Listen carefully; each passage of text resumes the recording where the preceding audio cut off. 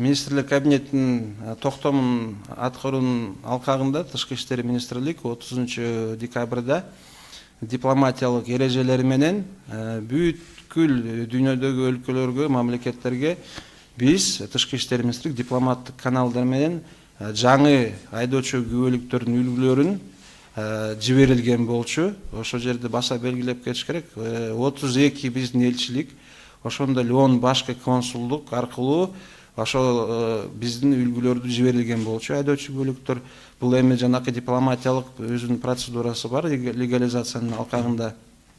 Андан сырткары ошо 32 элчилик алардагы башка өлкөлөрдө да аккредитациянын тийишүүнүн байланыштуу бүт биздин кесиптешибиз айтып кеткенде бүт дүйнөдөгү мамлекеттерге жеткирилген болчу.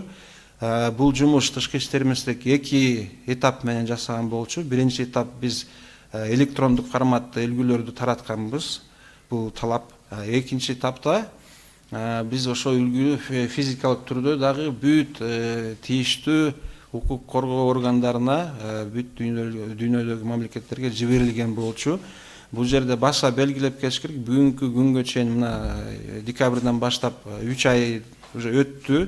3 айдын ичинде кандайдыр Тышкы иштер министрликке дипломаттык булактар аркылуу, каналдар аркылуу эч кандай арыз, доомат же мындай терс маалыматтар түшкөн жок.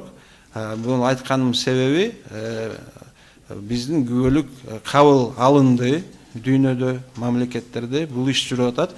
Балким мен ойлоп атам, айрым өлкөлөрдө, айрым жумушчу ишканаларда биздин айдоочу күбөлүктөр жетпей калышы мүмкүн. Балким ошон үчүн прибалтикалык өлкөлөрдө ошондой бир туура эмес маалымат түшүп калды болуш керек деп ой кетип атат. Ошого байланыштуу биз Беларусь элчиликке, биздин элчибизге, биздин консулубузга тийиштүү тапшырмаларды азыр бердик.